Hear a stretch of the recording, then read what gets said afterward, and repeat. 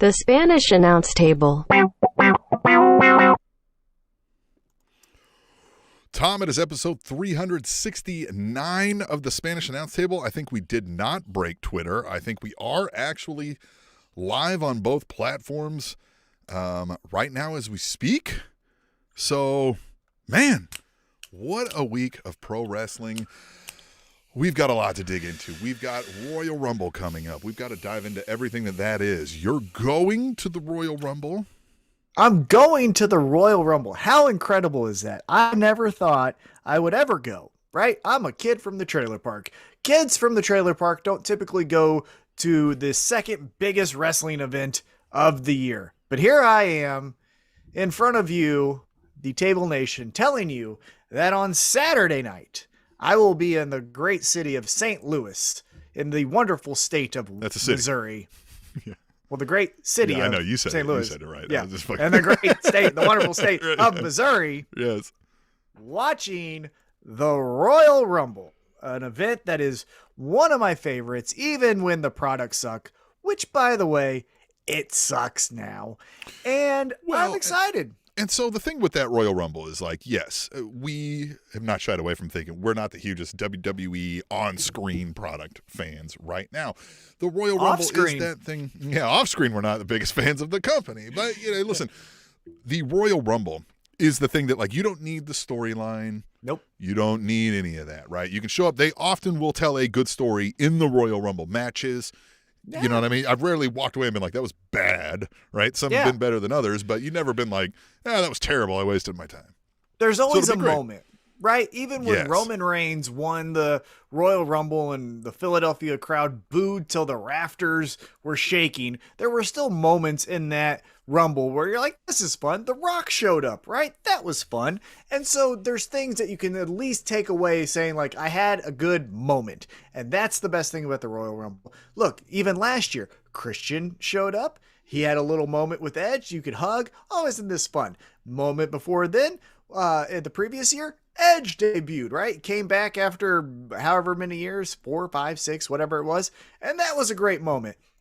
Everything else around it kind of sucked, but who cares, right? Yeah, You're living for the moments, and that's what's fun about it. I will say about the Edge thing is it did, now knowing WWE and kind of what they do and how they make some of their storylines, before the Edge winning the Royal Rumble, I never for a hot second considered the returning veteran had a chance at winning the Rumble. And now you go, well, tell me, Triple H shows up at this Royal Rumble.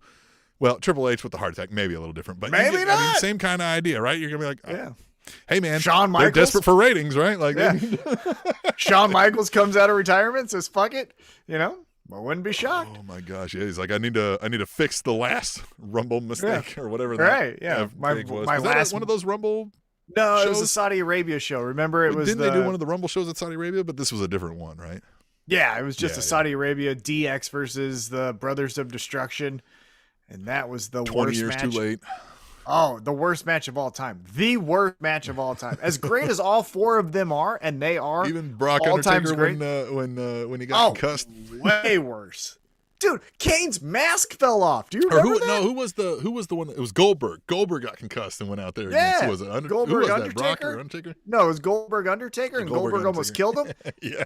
The tag match was still worse. Yeah, Triple H. I didn't watch it. I never watched it. I just heard how bad it was, and I was like, well, good. I never have to watch that. It? No. Oh. Maybe let's do that. Tom and I are going to do a watch along. We'll either do this on Spaces or maybe we'll do it on like a contest where somebody can watch it with us, and we'll watch the worst match of all time. We've watched the worst pay-per-view of all time. Oh, we did. Yeah, and this is the worst match. This is the worst match. It's objectively true. Like, you could tell me, hey, in the Armory in Armpit, Nebraska, there was two guys having their first match and it sucked. I will tell you that is not as bad as the tag match between DX and the Brothers of Destruction in Saudi Arabia. I just knew it was bad. And so, like, when was I going to, like... worst. Like, listen, no, it's the worst. I don't want to sit up here and say, like, I'm a busy guy, but, like, I selectively only watch a few things on TV because I'm doing other things. I never would have been like, well, I've got to see this. But it's now, the worst. Now to know it's the worst. It's the worst ever. I've seen a lot of You bad can't wrestling. tell me. I've seen a lot of bad wrestling. I know. Hashtag tweet the table. Tell me a worse match, because you can't. It's that one. That's the worst match of all time. With all things considered, it's the worst match of all time. I'll believe you. It's so bad. I love it. I love it. Well, then let's talk Royal Rumble. Here, I'll pull it up. I guess I'm assuming maybe you don't have it right in front of you, but you're going to I don't have it. I have AEW, which we'll talk about here in a little bit. Here's the best way to describe it to something you have seen of how bad that match was. Remember the disappointment you felt when Eddie Kingston came out for the save in the barbed wire match, the barbed wire death match for Jon Moxley, and he jumped over him, and then the disappointment of the fireworks and all the explosions? It's that for 20 minutes. It's the worst. It's the worst. Kane's mask falls off. Triple H tears something. Shawn Michaels is bald and gassed. Undertaker is just, not knowing where he is. Yeah, he's confused. It is objectively the worst thing. Probably in television. All right. It's like if we had a Rotten Tomatoes for TV. Yeah, we had a Rotten Tomatoes, it'd be like that match and then like Tucker Carlson. But like that match is right on the heels of a Tucker Carlson. Like it's a 1A, 1B. It's so bad. Well, as Tom said, use hashtag tweet the table if you've seen, which I have not, the worst match of all time, apparently. It DX is. versus the Brothers of Destruction in Saudi Arabia. Tell us if you think there's something worse. Use hashtag tweet the table, or you can get in the live chat with us now. You can tweet us live. You can chat us live on the YouTube if you're watching us there, because we are simul-streaming. I just made that term up. Simul-streaming. And if you've seen anybody else use it before, they stole it from me. Yep. Simul-streaming on Twitter and YouTube at the same damn time. Welcome all of you fans watching right now and join in live. So we're going to talk about the Royal Rumble. We're going to make some picks. We are not the most avid WWE fans and viewing every single minute, so we may sound like idiots in some of these predictions to somebody who does. I'm used to sound like an idiot to people, so I'm all right with that, Tom. You ready to move on? Oh, yeah, let's do it. Let's talk about the Raw Women's Championship match. Do you know who it is? Yep. Who? It's Doudrop and Becky Lynch. Good. I was testing you there. I was going to say if you knew who was in this match. I know that one. Becky Lynch versus Doudrop. Now, listen, Doudrop, Piper Niven is good. I think there's good storytelling you can utilize in her skills and stuff. Like, I've always liked her on the UK NXT and the NXT and all that. But Doudrop ain't it, right? I mean, like, whatever that is. And however they're telling this story, and I know like what you said about Becky Lynch being the, big time Bex is a fun storyline enough for you, but like, I think it feels so like I'm like that's the like at least what's the best way to phrase it? It's like the bare minimum you could have gave me, right? I'm like, this is really like you're just like here's a little bit, and you're like, okay, thanks, and that's how I feel about this match. I'm just kind of like, all right, I like. Sure, we'll get some good spots in it because both these ladies are good wrestlers. Yeah, this is meant to make Becky Lynch look strong because something's going to happen in the Rumble that I will tell you about. And it has to do later with Becky Lynch. But in this match right now that we're predicting, Becky Lynch wins the match. All right. Fun. Again, you watching. Join the chat, tells who you think's going to win that. So you're saying Becky Lynch. It's going to be Becky Lynch. Doudrop's not winning. No. She's not the one that's going to end Becky Lynch's. No, she'll do some type of move where it's like a Samoan drop from the second rope or something, pretty outstanding that we're like, wow, she's a really good wrestler. Maybe in the future she gets a shot, but not on Saturday night. Yeah. And then we've got Edge and Beth Phoenix taking on The Miz and Maurice. And, they love these kind of storylines, right? Couple versus couple. It's so disappointing that as good as Miz and Maurice are, they're always the one to make the other couple look good.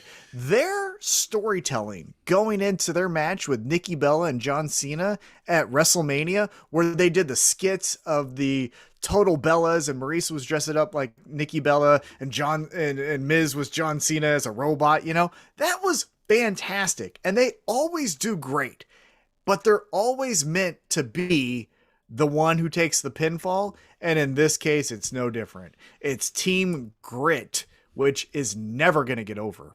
Fun fact. Never.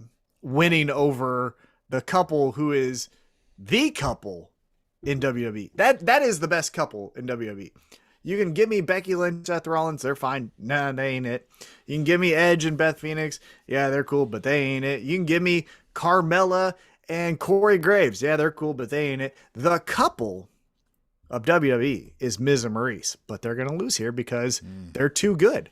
They can lose and still be good. I think you're wrong. I think they're going to have Miz and Maurice. I think it's probably, I mean, I know we like to stick to storylines and things, but I think they guide their storylines based on response and ratings and social media following. And I think they, you know what I mean? These guys are on a show that's on the network.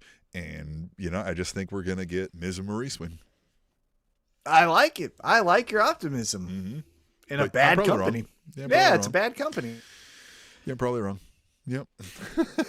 All right. So after that, I mean, we don't know the order, but I'm just going through here off of WWE.com. We have, this one's interesting, a Universal Championship match. Roman Reigns versus Seth freaking Rollins, which is apparently the new name for Seth Rollins. And the Usos are barred from ringside. Now, this will likely be a great match, right? Like, we're going to get moves and spots, and they're going to tell a story in this match. And all that's going to be good, right? Mm-hmm. I don't know how we got there was necessarily a whole lot of merit, you know, much to chew on, but. Right. So right now on Thursday night in the one true time zone, 8:00 p.m. Can't see. I don't know the actual order, right? So on Saturday night, when I see one match go before the other, I would probably like, oh, okay, they're going to do X, right? But given how you're giving the match order to me right now, I think Seth Rollins wins. I think we're going to get Brock Lesnar, Paul Heyman, one or the two, maybe both, go, hey, Roman Reigns. Title reign. Hoogly, boogly, hoogly, boogly, right? And then Roman goes, what? And then Seth goes, I'm Seth freaking Rollins, and schoolboy, or gets him with the curbs, something, right? And then Seth Rollins takes the title over to Raw, because I got another prediction, but I got Seth Rollins winning the match. He becomes a heavyweight champion on the Raw show. Interesting. From what I've watched, it is the Roman Reigns Power Hour over the last several years. And I mean, if they end it now, I feel like they came up lame on giving me a story leading up to it, which I guess wouldn't shock me, huh? So, yeah. But to be different, I'll say Roman Reigns. I feel like it's still the Roman Reigns show. Yeah. And again, if you were to give me the exact match order, my prediction might be different, right? I might say that the other match goes the other way. Rumble, right? Like, right, exactly. So we'll see. But how you just laid it out, and maybe that's how it goes, I think Seth Rollins, because Raw needs a champion, and I don't think it's going to be Brock Lesnar. That's all I'm saying. Okay, well, on the Raw side, we have Brock Lesnar versus Bobby Lashley. And, you know, this is going to be suplex match, right? Like, they're going to be tossing each other around. Oh, big meaty men slapping meat. Yeah, the moment of this match is going to be Bobby Lashley puts Brock Lesnar in the full Nelson or the Hurt Lock, whatever he calls it, and Brock Lesnar stands up and goes, "Roar," and breaks the Hurt Lock. And oh my God, Brock Lesnar's the biggest thing in the world. And we're going to get Paul Heyman acting as if he just saw Jesus. And MVP's going to MVP's going to fall down and lose his cane and something like that. So yeah, Brock Lesnar wins, right? Cue Paul Heyman's not gonna, music. Yeah, exactly. Paul Heyman's not going to let any Usos or Roman Reigns distract Brock Lesnar from losing. So Brock Lesnar wins, but then because Roman Reigns lost, Brock Lesnar goes over to SmackDown, says, "Oh, you think you want this?" And that's where we get WrestleMania. Roman Reigns on the chase, Brock Lesnar as the champ. Blah blah blah blah blah blah. So I did see this like weigh-in between Brock Lesnar and Bobby Lashley. And again, weigh in for something you've spent decades telling me there's no weight divisions for. You had Rey Mysterio take on what every giant you ever had in the company. Big Show, yeah, match. All of them. Yeah. Like, so then, what the fuck is the weigh-in for? Is just so we know how much these guys weigh? You tell me that when they're coming to the ring. And then two, like, the scripting of this thing was just so bad. Like, everything that they thought was a punchline was just not funny. Wasn't even what would be a logical response to what somebody said. Like, it just is mind-numbing. I know we've said this a lot. I know Vince McMahon and that crew really believes everybody's an idiot, right? And I know for a large portion of the people that they're talking about, there might not be wrong. I don't want to, like, be rude, but, like, some people are slow and don't get a whole lot of in-depth nuance, but that doesn't mean, we see it in movies and television all the time, you can write to both audiences. You can have the substandard plot that is overlayered with nuance and you know, complexity, and they don't give us that portion of it, man. It's all, you're a fart. Called him a fart. But that's also their sense of humor. They think that's funny. Remember, the Bruce Pritchard said this on, I think, one of his early podcast episodes. The funniest thing for Vince McMahon is to unwillingly push you into his pool and watch your fear and terror as you go into the pool, right? Like, that's what he loves. That's what he's a bully type of humor guy. So calling someone a fart is 100% something that he would think is funny. I think it's interesting that WWE, from a PR standpoint, keeps telling you that AEW is not competition. I remember the week of my wedding when AEW was in Kansas City, the main event segment was a weigh-in between champion at the time, Chris Jericho, and challenger at the time, Jon Moxley. And then, all of a sudden now, WWE is doing weigh-ins. How coincidental that now they're doing weigh-ins. They've never done weigh-ins before. Except remember when now all of a sudden.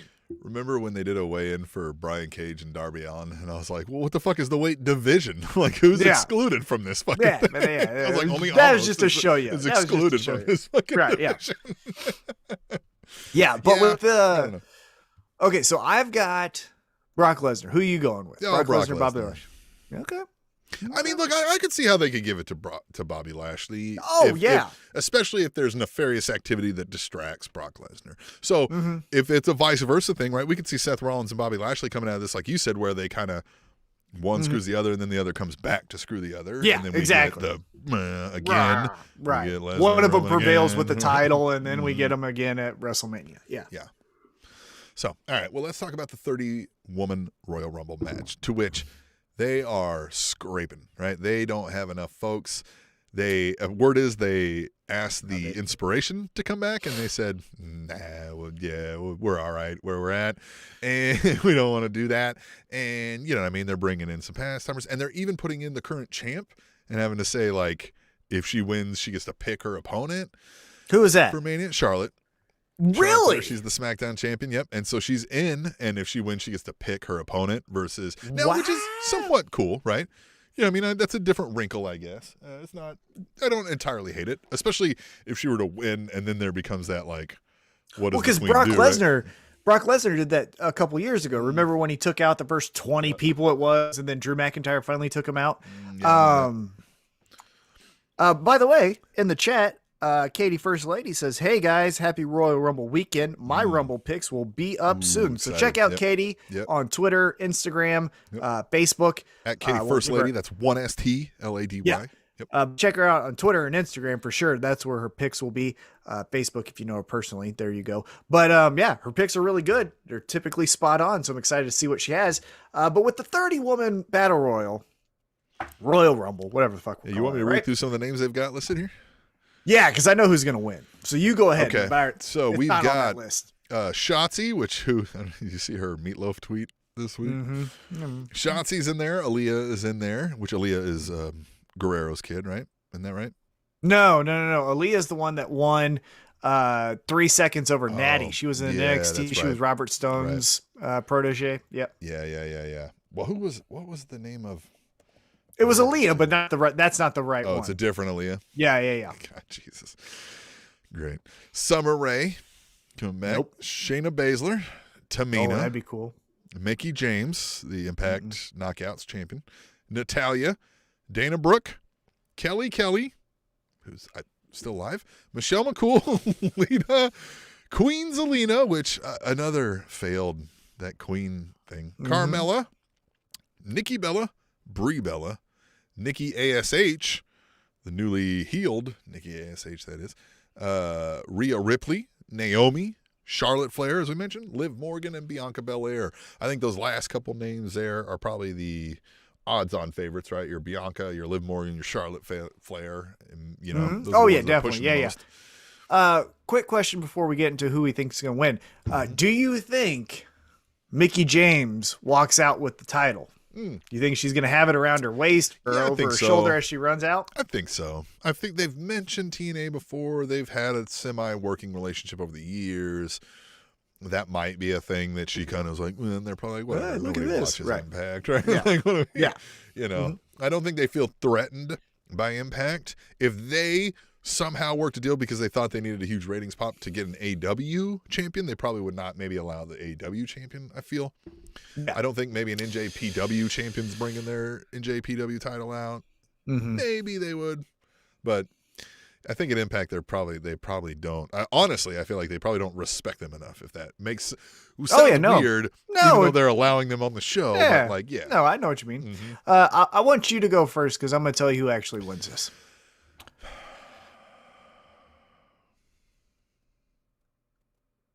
I mean, right. I'm at Bianca Belair. I'm at Liv Morgan. I mean, the Charlotte Flair thing, I think they'll toy with, but I'm going to go Bianca Belair 2 in a row, right? Because she won the last one. Bianca Belair. Yep. Yeah, I think Charlotte Flair. I think if Sasha Banks eliminates her, and that's where we get the feud with them, Sasha right? Banks. It'll be something there. Yeah. The winner of your 2022 Royal Rumble women's match is the rowdy one, Ronda Rousey. Oh God. You think she's coming back to do a whole thing too, not just a spot in the Rumble? Yeah, she's gonna win because guess who I told you won the Raw Women's Championship? Becky Lynch. And who did Ronda lose to last? It was Becky Lynch. So she's coming back for her belt. It's big time Bex now. Now she's not the underdog anymore. She's the establishment. Yeah. And now we've got the coming back with a vengeance, Ronda Rousey. I think you're right there. Because again, I think we've got to remember WWE now in that they're booking for what the USA Today headline is going to be, right? They're booking for what Fox is going to talk about on their show, right? And so they need the names people have heard of, the ones that can be like, maybe I should check this out, right? And I think they're wanting the payoff of Ronda losing, right? Ronda lost and then never was seen again. So now we've got to tell this story that she went into hiding. She became meaner and badder and more vicious than ever. See, and Becky got a big head. And that's why she's big time. Here's how they can do this. Here's how they can do this. Ronda still comes out, is kicking ass. Something happens. Bianca Belair tosses her. Bianca Belair wins still, but then Becky Lynch is just making fun of Ronda Rousey the next night on Raw, and out comes Ronda Rousey, and then maybe we both on the same track. Well, but maybe then a SmackDown woman wins, right? Because Bianca is a Raw. So let's say it's Sasha Banks. Yeah, Sasha Banks wins. Right. Yeah, totally. Yeah. I don't even know where she's at. She's not on the list, but you're right. But she's on there. Right? Yeah, she's going to be on there. I think this is Ronda Rousey. I think this is, hey, Ronda, cool. You had a kid. You're out there farming in California or wherever the fuck. It's time for you to earn this paycheck.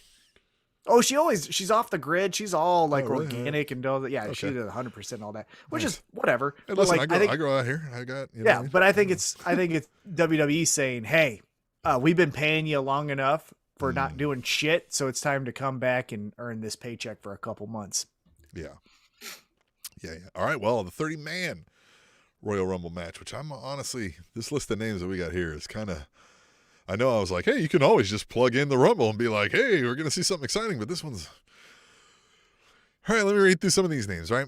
Austin Theory, Dominic Mysterio, Rey Mysterio, Montez Ford, Angelo Dawkins, Sheamus, Madcap Moss and Happy Corbin, which is a thing, Kofi Kingston, Sami Zayn, Johnny Knoxville, United States Champion Damian Priest, AJ Styles, Big E, Kevin Owens, Robert Roode, Dolph Ziggler, the Raw Tag Team Champions, Otis and Chad Gable, Riddle, Randy Orton, and Omos. And, there will be some surprises, of course, here. I don't know how many names that is. I didn't count, but man, none of those scream like that's the guy. They're ready to strap that guy, right? So this feels like it's not going to amount to much whoever wins it. So I don't know, man. I feel like maybe they throw Big E a bone, let him win one just to lose his title shot. But other than that, they love to toy that the big man's, Amos is beating everybody, but then something happens and he gets thrown out. They've never pulled that trigger, right? Where Andre the Giant wins and fucking, the Big Show wins. Did the Big Show ever win a Rumble? Well, he won the Andre the Giant at WrestleMania. Right. But never the Royal Rumble. Yeah, no. So he should have in 2000. Remember, Rock's feet hit first, but anyhow. I mean, I could see a Randy Orton if he wasn't involved in the Riddle thing, But he's won so many times. He won a couple years ago, remember, with the Bray Wyatt thing? I could see Austin Theory where McMahon figures out a way to get him to win, but that would be a shock. That would be my dark horse, right? So I'm gonna go with Big E. Yeah, so I think, again, not knowing the match card, I think the main event of this show is going to be the women's Battle Royal. Absolutely. So that Ronda says, wow, and everyone goes, hey, whatever. The sign. Right. It's Ronda, right? We're going to leave with Ronda's back. Then we don't know if it's Charlotte or Becky, and then they get a fight over who Ronda faces. Didn't we do this already once? Yeah, we did. Yeah. Isn't that what it was? Who were the other participants? Was it fucking Becky and Charlotte over who was going to fight Ronda? Didn't we do this? It was... Oh, you're talking about when Ronda debuted? It was Asuka. It was Asuka, Charlotte, and then it was Ronda, and she pointed, and then right. But then they're like, "No, it's me. No, it's me." Right? Right. Yeah. Exactly. Yeah. God. They're gonna run that back. They might run that back. Oh, might nothing. They're gonna run that back. But I think I don't think the men's. I don't think the men's Royal Rumble is going to be the signature moment of this event.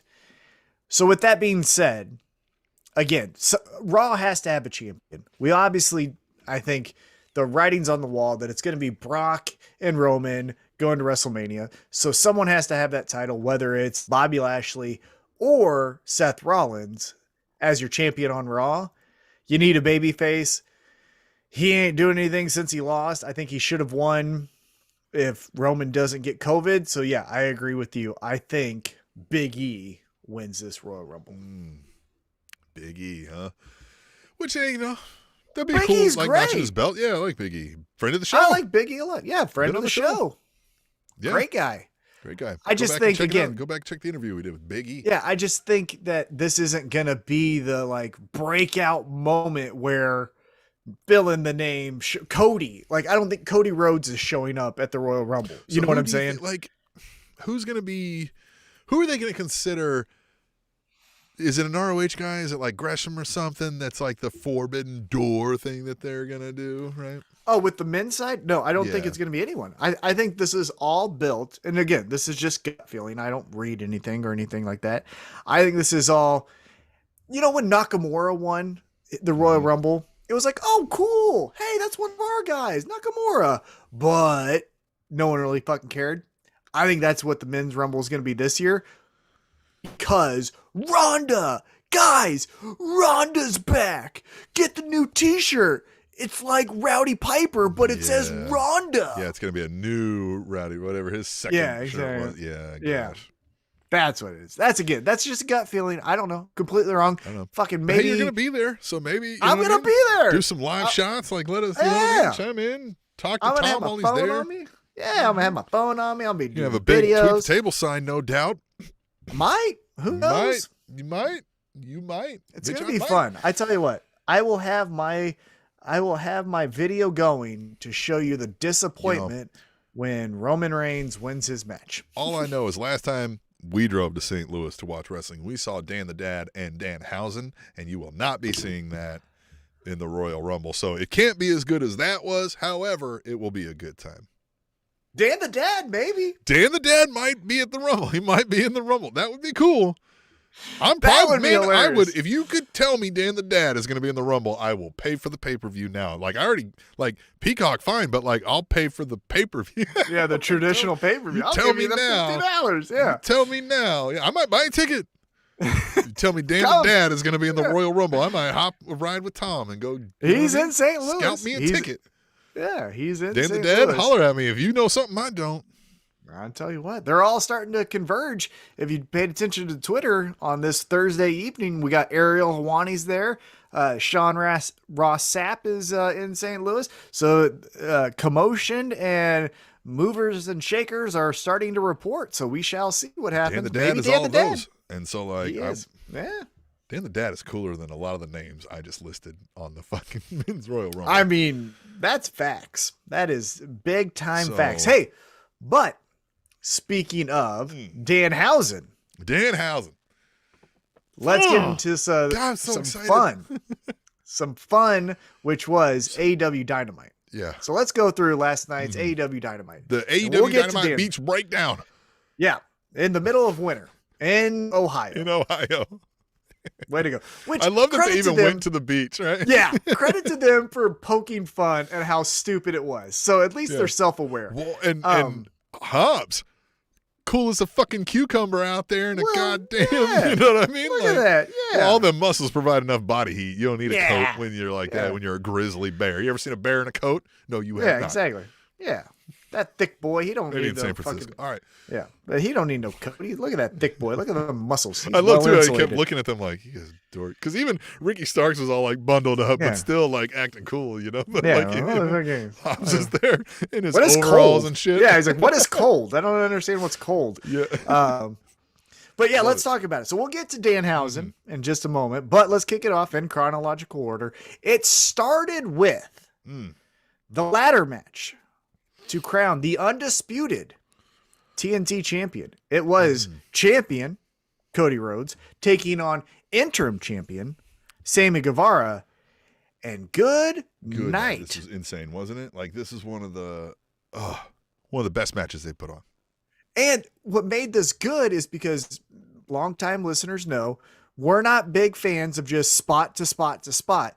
What was great about that is each spot could have been the ending of the match. And because of the storytelling of any guy could win this, you didn't just check out and go, oh, cool. It was a cutter from one ladder to another ladder. Like that could have ended the match. Right.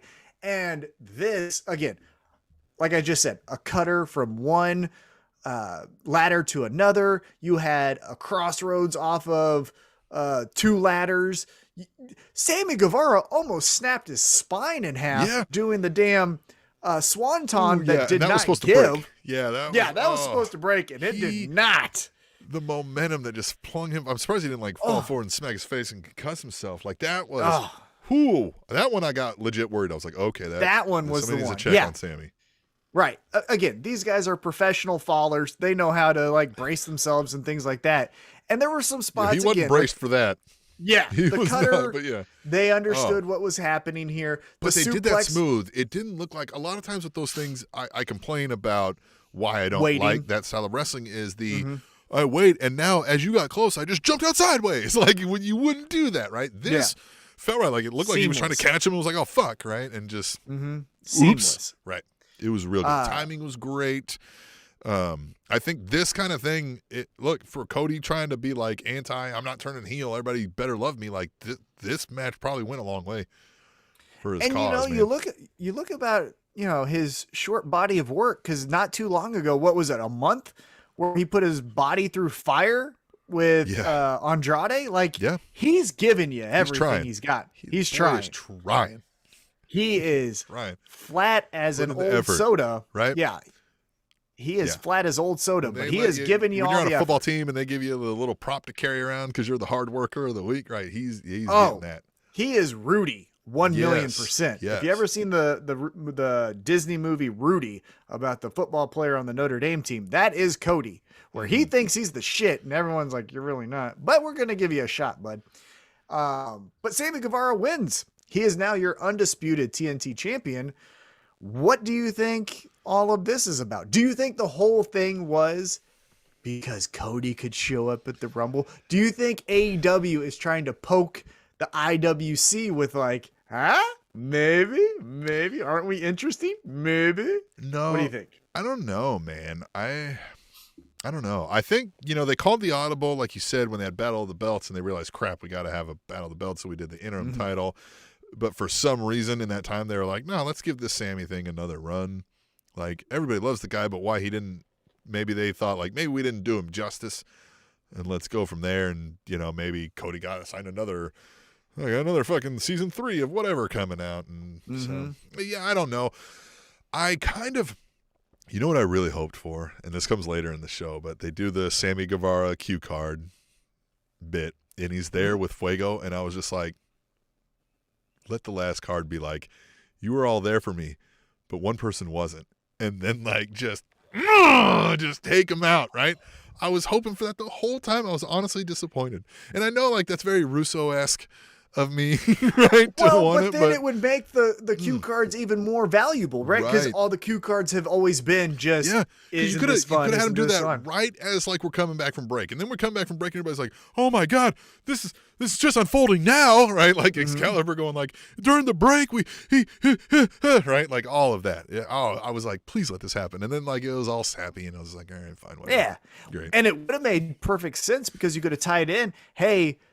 Fuego almost cost me the match getting involved, and then Cody took him out. Oh, even better. It's not like you all have always been there for me, right? But one of you is there for me a little too much. You're always there when I'm trying to, right? Like as he's going through the cards, and Fuego's not even like seeing him, right? Like he's just bobbing, just holding up his thing, and then just, you know what I mean? He's just running through them, and then like, you can see Sammy getting madder and madder, drawing each card, right? You're always there when I'm eating. You're always there when you're riding my coattails. And then, none the wiser, Fuego's like, in for the hug, big guy, and gives him the Kansas City cunt punt. That would have been great. Would have been great television. And it still happen. Could happen. Yep. One thing that I did like, speaking of that segment, we'll get back into chronological order in here in a second. But I did like that Sammy wore both belts when he did that cue card segment. See, and that's a heel thing too. Like if he would have done what I said, he could be going around with 2 belts and be like, I think I caught him saying, I think what maybe gave me the idea was I think I caught him saying like 3-time champ when he came out. I think it was like 3-time, and I'm like, no, right? Like, no, you're 2-time. You just made it. But I'm like, oh, but that would be a great heel move, right? I'm 3-time champ. Look, I won it 1 time, I won it another time, and I won it a 3rd time. I'm the only one to hold it twice at the same time, right? Like just, it would be great. It would be great. Yeah, and it looks like, because they were doing shots during this match up into the crowd, that Scorpio Sky is the next challenger for the TNT Championship. So Sammy Guevara, Scorpio Sky with Dan Lambert inserted into there. That should be fun. Because Dan Lambert can have, look at Sammy Guevara. Again, Spanish God, I get all that. But there's plenty to make fun of. And Dan Lambert will find all of those. Oh, and he's going to mention something about the relationship controversies. And all the stuff. And the hair. And he came out wearing a panda mask his first match Dan or whatever Lambert the fuck it was. will say, the only manly cool thing you did is like the thing that everybody's shitting on him for doing to his ex. Leaving that ugly woman. He'll compliment him for his worst trait. Yeah. Right? Because Lambert's the master at this. Right, yeah. The best thing you ever did was comment about Sasha Banks. I'm like, whoa, shit, you know. That would be funny, right? Like, He'll find a way to mention the Banks or something, right? Yeah, something. Yeah. So after the TNT Championship, again, Sammy Guevara wins. As you mentioned, Team Taz is out there at the beach. Powerhouse Hobbs says Dante Martin's win was a fluke, so we're going to run that back. And then Ricky Starks says, hey, Jay Lethal, haven't forgot about your ass. Me and you rampage for the FTW title in Chicago, so we have that to look forward to next week. So, again, nothing earth-shattering news there, but still some fun stuff. Yeah, no. But then we get back into the ring. Handicap match. Hometown hero Wardlow with Sean Spears taking on 2, nameless bastards. Yeah. Just get suplexed and powerbombed, everything, Yeah, this was Wardlow must pose. This was fun because we got the, hey, everyone, we love Wardlow. Because later on in the night, we get the Wardlow has to do some bad things to your favorite person. So it was a good contrast, right? But yeah, Wardlow wins. Sean Spears tries to attack the two guys. Wardlow says, like, get the fuck out of here. So there's some, Dork. Yeah, there's some contention there. Then we get a commercial break, and then we get, look, Jericho's one of the greatest. We have a laundry list of great stories he has told. This ain't it, though. It was the Inner Circle, Sammy Guevara, Santana, and Ortiz. Yeah. And Jericho taking on 2.0 and Daniel Garcia. And essentially, Santana and Ortiz were like, we're not tagging in Jericho. Fuck that guy. He can stand up there all he wants, but we're going to win this match. Jericho finds a way to give the Judas elbow to 2.0 number 1 or number 2. I don't remember who it was. They get the win, and then Jericho's like, "Oh, you're just gonna give me the cold shoulder? Like that's how we're doing it now? We'll see what happens." And again, breaking kayfabe for a second. Eddie Kingston has a broken orbital bone, so I think we're buying some time. But in a company that has stacked roster, I didn't think we needed to do this match. Yeah, I mean, is this the slow separation of the Inner Circle, right? Is this how we... That's what I think, right. And I think if Eddie Kingston was healthy, that would be accelerated with Eddie Kingston interjects in between them. Santana and Ortiz pick Eddie over Jericho. Eddie versus Jericho at the next pay-per-view. Unfortunately, again, breaking kayfabe, Eddie's hurt, so we got to slow play this. But, as I talk about here in just a second, and actually, let's just do it now. We had our heavyweight champion not even really on the show, right? So like this could have been slow played on Rampage, and instead it's given its time, which whatever, right? It's a fine match. But then our heavyweight champion gets told been on Rampage? Is he too big for Rampage? Well, he calls it, right? He's the commentator. Yeah, he's done commentary for it. That's true. Yeah, and he's ran in to make the save a couple times, but I don't think he's ever had a match. Yeah, right. But we don't get Hangman coming out to the crowd to get his "I'm the heavyweight champion in your hometown" kind of pop. Instead, it's just this filmed backstage vignette where he's told he's going to be in a Texas death match in 2 weeks, which he sold it great, right?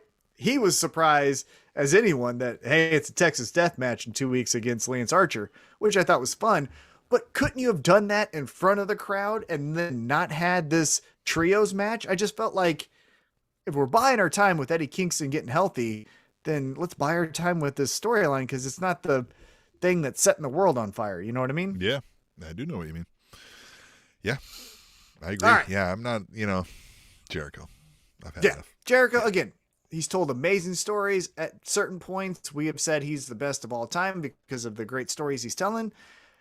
Just since the MJF thing, it's not been great. And I feel like he's taking up time forced. when, well, I just think he's taking up time when our heavyweight champion should be getting that. Hangman Adam Page should be getting that time. Yeah. I do like the Kenny Omega storyline being the exception.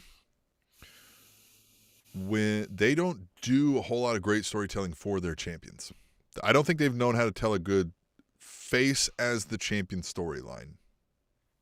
Yeah, I mean, yeah, John Moxley thing. Well, Moxley did the whole, like, one of my favorites was when he did the Lance Archer thing, and he was like, hey, everyone's got to die. Right. That means you too, right? Like it's coming for me, but I'm going to go down fighting. And that was his whole thing, was I'm a fighting champion, which was fine. But again, it wasn't anything that, like, you're not going to write this down in the greatest stories of all time and say, like, you got to know about this story, right? Yeah. Like, and even Jericho, honestly, his championship reign was hilarious, right? And it was really fun. He called himself the youngest AEW champion because he was the only AEW champion. Like, he did a lot of fun things. But I think they haven't figured out, if you're peeking behind the curtain, we're looking at salaries. Maybe it makes sense why Jericho and Punk are having the most TV time. You know what I mean? Because you want to get your money's worth. However, then make him the champ. You know what I'm saying? Because then, like, Hangman is being treated like Punk in 2011 as the champ. So that was my big gripe with this episode. But let's get back on track here. Tony Schiavone's backstage, Private Party, Jurassic Express. They're going to face each other at Rampage. Fine. Then CM Punk comes out. Yeah. And CM Punk's like, I'm tired of talking. Let's fight. I want to fight. Let's fight, motherfucker. See these hands? We're going to fight. And MJF's like, suck it. We're not going to fight here. Yeah. Not getting paid to fight tonight. Yeah. This town? No. Yeah. We're not doing it here. Yeah. You ever fought in Cleveland? Yeah. Get an infection from that. Yeah. Jeez. No. But it is announced that MJF says next week in Chicago, I'm going to beat your ass in front of your hometown. Oh, the crowd for this is going to be livid. It's going to be incredible. But hitting the high points of this promo, they go back and forth, back and forth, back and forth. Then the Pinnacle comes out, FTR, Wardlow. Sean Spears attacks CM Punk from behind. Then they all get in there. And then this is what I was mentioning earlier. Then we get Wardlow, you powerbomb the motherfucker. And he didn't really want to do it, but he did it. Nope. And so we got it could have been the best moment right then if Wardlow just says, nope. It's his hometown. Yeah. He doesn't want to do this in front of his friends and family. Should just powerbomb Sean Spears instead. Because MJF wouldn't have fought him for that. He would have been like, dude. Yeah. Poor form. Yeah. Yeah. It could have been the perfect moment, but it wasn't done. But I think, again, that's what the squash match was for earlier. But I think the squash match was for like, cheer him. We love him. But he has to do some bad things. And if he just did the bad thing, we might think like, fuck that guy, right? Wardlow will be the reason Punk wins the match. Mm-hmm. And then like MJF's going to be livid and he's going to be like, I'm going after Punk. And Punk's going to just make fun of him and be like, no, I think you have another score to settle. And then out comes Wardlow and then Punk gets to move on. Yep. I agree. I think that's what we were going to have happen. Yeah. But it was cool. It's good storytelling. Yeah. It's very great storytelling. But it was fun how after Punk gets beat down, MJF does the cross-legged promo on top of CM Punk. Fun. God, that was such really a good fun. move. That was great. If I could have fit that on the background, it was great, but it just wasn't going to work. I tried desperately. Yeah. After a commercial break, backstage, Julia Hart starts to go in about the House of Black. Oh, and she's dressed different. I don't know if you noticed. Like she's more adult now. Yeah. An adult. But before she could even really get into the House of Black and X, Y, and Z, smart Mark Sterling comes in and was like, hey, you're a lucky day, you dumb. You're going to get your ass kicked by Jade Cargill. Sign this paper because when you're in the hospital, it's not our fault. Right. And Julia Hart's like, fine, fuck it. Got that. And and Tall Varsity, he's like, no. The Griff What's guy. his name? Yeah, Griffey. Griff Garrison. Yeah, old Gary. He's like, no, don't do that. And she's like, it's bitch. Ice McFrost, I think was his name. Yeah. But he's like, don't do that. And she's like, you're an asshole. I'm going to do it. Yeah. There's my Don't signature. tell me what to do. And so on Rampage, we're going to see a murder. That's going to be fun. We're going to see a murder. Well, or who saves her from being murdered is actually the House of Black and not her pals, right? Her varsity pals. Like, she's about to get murdered, and the House of Black comes to whisk her away and take her to the back to avoid the murder. And then the varsity guys come out like, what the fuck, guys? What the fuck, man? What the fuck? Can't do that. And she's like, guys, you weren't there to help me. They were there to help me. I think, I like that. This is how I would do that, because I like that idea. Let's have a fun little story time, little sidebar story time. You know what I mean? Like, she wins the match, and then she starts fucking laying the elbows. No. Because we gotta have Jade Cargill look strong, right? Right. Well, that's what I'm saying. Like, Jade Cargill wins the match. Right. So, but Julia Hart has some good fire, Sure, but then she just runs into the finisher, right? Right. It's like I would have won. I was winning until I lost, right? One of those moments. Right. She loses. She's in the ring. Varsity Blondes are with her, and she's like, that's okay. And she's like, no, like, we're losers. Stop being fucking losers. And she pushes them. And then she goes out of the ring. They're standing in the ring, and then out from the heel entrance comes the House of Black, and then she walks off with them, and they're left in the ring going like, what? And then I like it more the way where like Jade Cargill wins, but then she's mad that she almost lost, right? So smart Mark can't even stop her. She's snapping. She's just laying boots to her already broken eye. The House of Black comes out.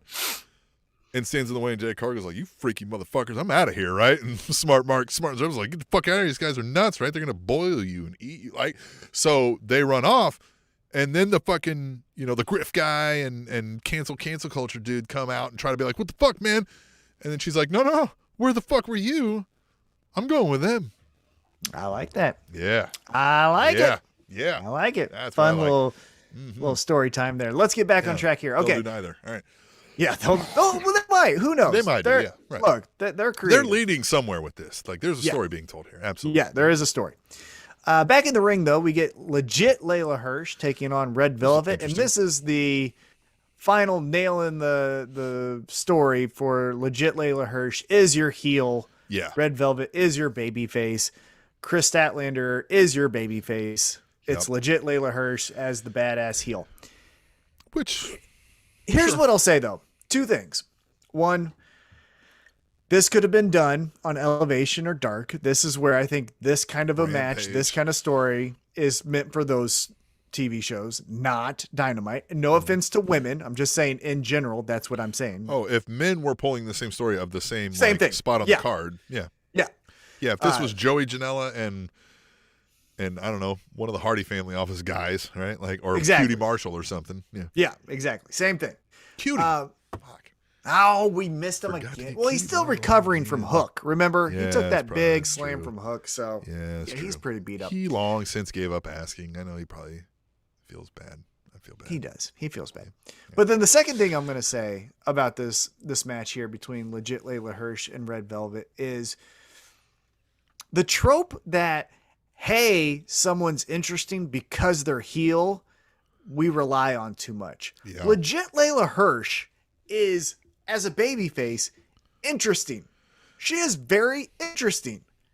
So I don't think you always need to say, we're giving a push to someone, they're a heel, right? Like, that's such a, yep, what else are you going to do? And so I don't know, because again, now we got legit Layla Hirsch, Britt Baker's still your heel. Jade Cargill's your heel. Right. Looks like Julia Hart in 2 weeks' time is going to be your heel. Like, who's Even left? If you Thunder elevated Rosa? Layla Hirsch to your third highest heel, what good is that doing when your two champions are heels, right? So now we're relegating her to your third best women's storyline, which usually isn't on the card. Oh, and even then, you still have Nyla Rose. You still have the Bunny, Penelope Ford. Like, yeah, they are pretty heel heavy on there. That's what I'm saying. Yeah. So, I mean, you got Ruby Soho, you got Thunder Rosa, Ty Conti and Anna Jay. Ty Conti and Anna Jay, yeah. And then what? What are you doing? You're right. Like, that's what I'm saying. Like, we don't always need to just. I know Red Velvet. Like, I mean, a face run with legit Layla Hirsch, where I mean, she's a powerhouse. Exactly. You know what I mean? Like, she's a brute. You know what I mean? Talk about 5 feet of fury. Mm-hmm. Like, that's the real 5 feet of fury, right? Like, that's. Oh, yeah. And you know who we're forgetting about, by the way? Your third tier heel. You know who it is. We forgot about her. It's Serena Deeb. Oh, Serena Deeb. That's who you're. Yeah. But that's, again, look at that contrast, right? You have Serena Deeb, right? And then you build up legit Layla Hirsch as the counterpart babyface. Who can actually throw down and get nasty and mean. That's what I'm saying. So, can break a face. Mm-hmm. And you know how hard it is to break a face? Hikaru Shida can use this time to heal up or do some other fun stuff and come back to Deeb. But again, I think legit Layla Hirsch didn't need to be heel here. Again, maybe I'm wrong. Chris Statlander, her will have some good matches. But again, it's a tired trope that I don't think we need to rely on so much. But that's my opinion. Yeah. After the commercial break, or before the commercial break, we got the vignette of House of Black, where they essentially said, "Hey, Pac, we're going to kill you." These guys, this is not normally our style either. No. Right? We're not the sci-fi guys. We're not the, fantasy, Dungeons and Dragon guys. But these guys, they pull it off because there seems to be a legitness to them, to pardon from Layla Hirsch, right? Right. There's not the look at how I produced fire. It's not that shit. It's just like, hey, I'm a little bit off. These guys, and I like it. These guys cast spells over a cauldron in their backyard. Like, that's fucking weird. Right? Like, I'm afraid these guys are going to, like, actually abduct me and eat me. Right, exactly. And they're doing some weird stuff, but it doesn't seem like supernatural. It's not supernatural. It's like somebody who has a mental issue where they think they're supernatural, or is trying to practice witchcraft in their backyard. If your neighbor was doing this in their backyard, you would be freaked the fuck out. Even if you knew, like, well, the guy's not going to actually put a spell on me, but you're like, but the guy thinks he's putting spells on me, and that's almost more dangerous. Right, exactly. He's believing his own shit, right? And that's be scary, right? That's scary, right? That's psychopath, not sociopath. And so essentially, they called out Death Triangle, specifically Pac, and then they end it with saying, just like death, they are inevitable. This match. There's gonna be some. Oh my gosh. Because Pac is. Somebody might stab somebody in this match. Pac might stab both of them. Yeah.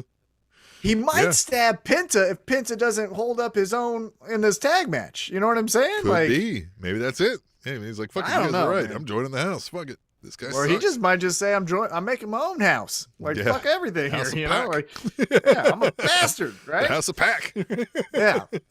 So I'm excited for this. Yeah. Pac and Penta versus Brody King and Aleister Black. This fit the angry bastard thing that you've been talking about Pac so well, where he's just like, you motherfuckers, I'm tired of your bullshit. Look, you look like fucking, I'm just gonna fucking kill you. I don't care. Like, you think you're insane? You haven't met what that really is. You're cosplaying. I'm going to fucking eat your liver. I'm like, he's just like, oh my God. You thought the blindness was something? You thought just making me blind was something? Shit. I'm blind all the time. I'm you guys blind are just with fucking rage. emo dorks. I'm really going to fucking be a serial murderer on YouTube. Oh, it's great. This is gonna be fun. He's gonna like explode out of the. It's gonna be. A shotgun drop kick to Brody King into the corner. It's gonna be so cool. Somebody's getting an antler up their ass. Oh, something's gonna happen. Let's get into now the most disappointing segment of the show. I think somebody's getting an antler up their ass might be a good episode title. I like that one. That's a good one. But let's get into the most disappointing segment of the show. And it wasn't disappointing because the promo was outstanding. It was disappointing because it led to fucking nothing. What am I talking about? I'm talking about our AEW Women's Champion, Dr. Britt Baker, DMD, coming out and just saying, I'm cool. What was that? And it was good. It was good. Cheap Heat talking about how Cleveland she wore Pittsburgh and right. Hey, by the way, did you see Roethlisberger retired? Yeah, but don't you love the line? But don't you love the line from Britt Baker where she said, "Hey, this is a Baker you can believe in." Yeah, you know, like because talking about God, so good. Yeah, Mayfield. Quarterback. Shout Baker out Mayfield. Justin Summers, friend of the show. Yeah, Cleveland fan. Big Cleveland. As much as that hurts. I know to be a fan of that town. Hey, did you know that every year Patrick Mahomes has been the starter, that his team has hosted the AFC Championship game? Did you know that? Isn't that fun? I did. Isn't that fun? Yeah. Isn't it fun? Yeah. It's so great. That's good. Yeah. All right. Anyway, back to the rest. This Sunday, 2:00 in the One True Time Zone. You can watch another team from Ohio try to beat them. And probably won't happen. Yeah. But here's the disappointing part about the Dr. Britt Baker promo here. Again, good cheap heat. Cleveland hated her. She was doing the Pittsburgh stuff. No one interrupted. No message. No one interrupted. She didn't call anyone out. Tony Schiavone didn't mention any number one contender. Yeah. It was just a neutral promo. It sounds exactly like what she said. Like she was upset that like she hasn't gotten mic time. So they're like, all right, go ahead and say something. And it was fine, right? It was good. Oh, yeah. What she said was fine. Like, I mean, everybody loves to shit on Cleveland. Everybody loves that. Yeah. I mean, that made me pay attention. But, like, hey. Baseball, apple pie, and shitting on Cleveland. We love you. But you know what I mean?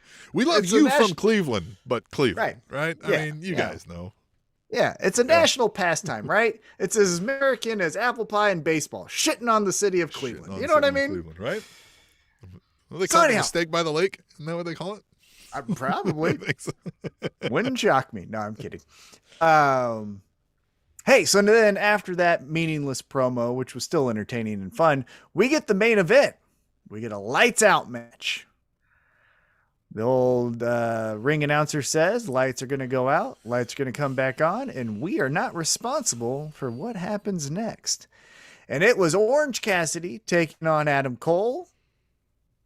And here it is, Tim.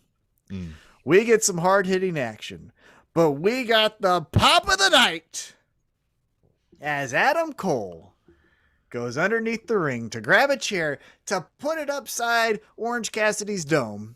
And he is struggling to get this chair from out underneath the ring. And all of a sudden, Danhausen. He's cursed. And he's cursed.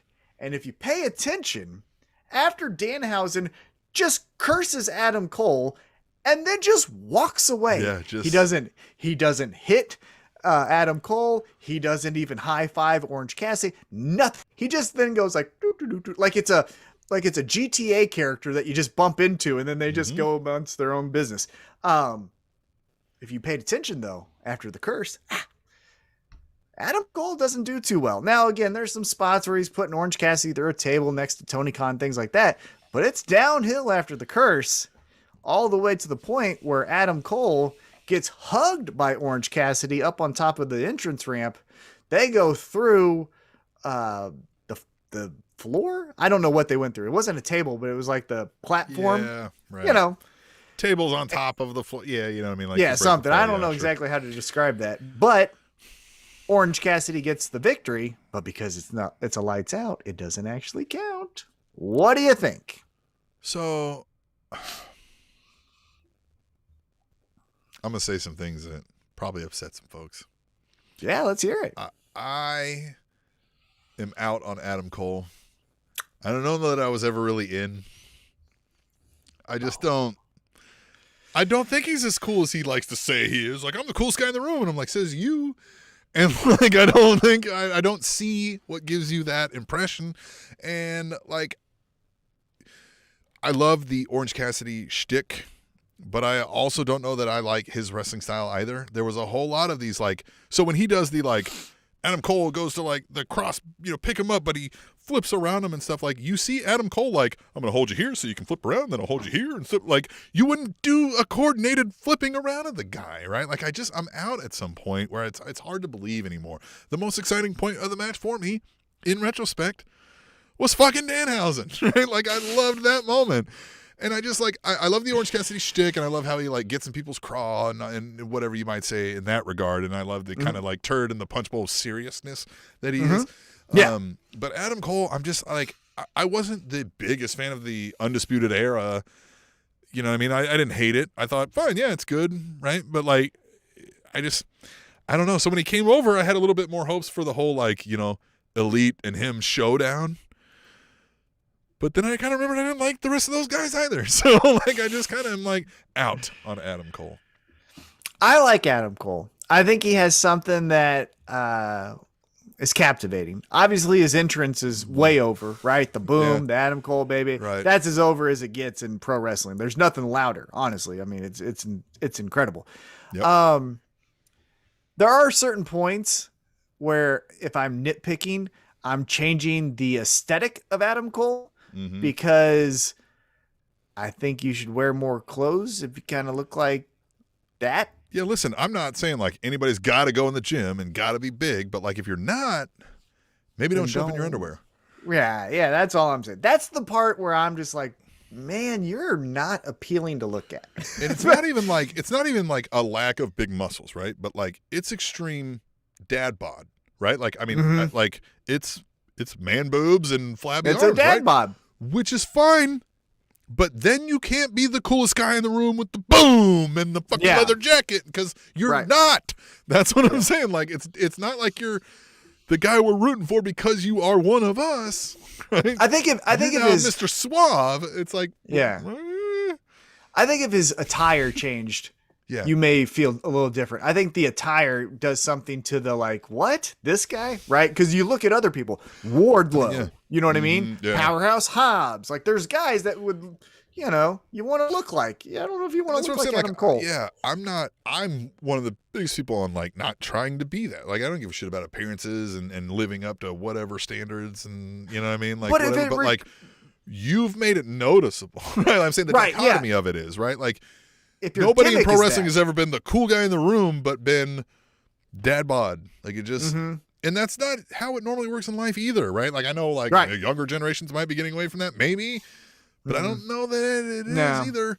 No, it's not. I like Adam Cole's promos. I like the nuance so far of the Elite and Undisputed Era and where does Adam Cole lie in this whole, tug of war of his emotions. And so I'm into the character. I'm into all that. I think the only thing that I would critique about the main event is I wouldn't have made it a lights out. It's okay that because the thing is like, Bryan Danielson just lost to your other lights out match. Well, yes, it totally did there. But Bryan Danielson just lost his first match, right? He finally lost to Hangman Adam Page, which was good. And I think we need a little bit more of that. Wins and losses matter, right? But we can't have everyone be 15-0. You know what I'm saying? Like Adam Cole can't be undefeated, and then MJF, and then Wardlow, and then CM Punk, and then Jon Moxley. It's like someone in here has to lose a fucking match or two, right? And so I don't think it should have been a lights out match. I think it's okay that Adam Cole loses his first match to Orange Cassidy. That's another thing about like the Adam Cole thing, right? We're treating him like he's a top level guy, main eventer, but looking like that, you've got to fight from under, and he's not, right? He's fighting like he's the tough guy that you've got to overcome, and again, it just doesn't fit, right? It doesn't fit. The character attributes don't all fit together into a normal character of a human being that I've ever known, so it's hard to connect to. Yeah, and one thing that I'm excited with thinking about, the Adam Cole is how I kind of made that laundry list of Bryan Danielson, Jon Moxley, Wardlow, MJF, Adam Cole, and all these things. I'm ready for a little bit more people bumping into each other, right? What does it look like if Adam Cole and MJF just look at each other, just have a little stare down? What does it look like when the Young Bucks just look at the Red Dragons? I know they kind of flirted with it, but what does that look like, right? What does CM Punk taking a glance over at Jon Moxley look like? You know what I'm saying? I'm ready for a little bit more, because it feels like if you start to look at AEW, it's Chris Jericho and the Inner Circle and like 2.0 and Daniel Garcia, and they're in this little pod. And then the Super Elite and Best Friends are in this pod. It's like, I want a little bit more like, yeah, there's a lot of click kind of like storytelling going on, a lot of hard lines being drawn. Yeah. And I almost, I think maybe a cool way to do this again, because I don't know if I necessarily am saying like, I want storylines with Willer Utah and Bryan Danielson. Like, maybe not. But I think what would serve AEW in a good way, do a battle royal, do a Royal Rumble, right? Powerhouse Hobbs. Yeah. You know what I mean? Powerhouse Hobbs. You have in just one little portion of your match, right? You have Powerhouse Hobbs, Bryan Danielson, Nick Jackson, and Andrade. Like those Where four. Did we see? Didn't they do something? Because we saw Powerhouse Hobbs and Wardlow give each other a stare down. There was something. Yeah, it was the ring, remember? And then the final two was Dante Martin and MJF. Right. But I want more top level guys, is what I'm saying. I want Jon Moxley and Adam Cole to look at each other. I want Bryan Danielson and CM Punk to finally look at each other. And again, it doesn't have to be a clash of stories. AEW should take a lesson from the old Hogan and Flair thing, right? Like, don't think these guys are, one of these guys could get injured in their career tomorrow. Yeah. We got to get Punk and Bryan. Exactly. Johnson, right? And like we have to have that. That's a career moment for them to have this final battle, isn't it? Definitely. But again, you don't like, if again, you're saying we're going to wait for 2023 All Out, and the main event we have planned is Bryan Danielson and CM Punk. Okay, great. But like, we need at least some flirtation. Again, like I said, I think AEW, it again, is my favorite show, but I want a little bit more traveling circus. Aleister Black and Jon Moxley look at each other in the ring. Yeah, so CM Punk is getting ready to go to the ring. He's doing a walk and talk promo with somebody, right? And he's got to like, oops, sorry, watch out. And somebody's like, watch it. And it's fucking Bryan Danielson at catering. And they just kind of look at each other and kind of do the kind of, and be like, nice to see you, right? Like, and then just kind of move on. Like, start with that, right? Like, give us a little something. Give us a little something. Penta and Bryan Danielson. Oh. Miro and Jon Moxley. Hold on, Tom. I didn't know I wanted Penta versus Bryan Danielson until you just said it. Yeah, and that's all I want. Saying. Now that's all I want. Call Tony. Let's call Tony. But you get what I'm saying? Like, the more I'm talking it into existence, the more I'm wanting it. That's why, goddamn, sidebar, before we get back on track, that's why I need this fucking video game. I need this video game so I can just do this shit, right? So I can just have the opening match of the next pay-per-view be Team Taz of Powerhouse Hobbs and Hook versus the House of Black with Brody King and Aleister Black. Like, I just want that fucking match to open a goddamn pay-per-view for the tag team championships. Hook wins because it's fucking Hook. Hook. Hook. Hook. Hook. You know what I'm saying?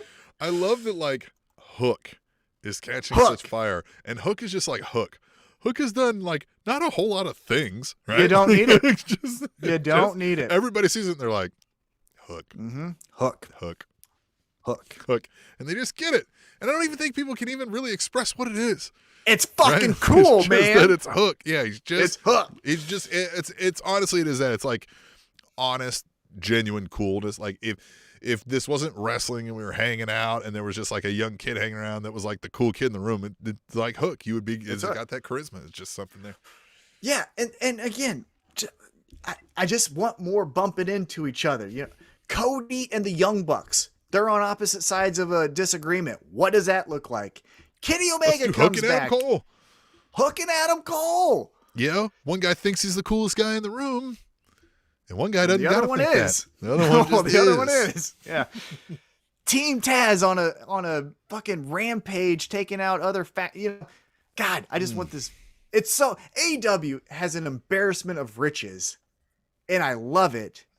And that's their greatest strength and almost their biggest detriment because I want so much. Right? I've told you 10 things right here in the last 2 minutes of what I want.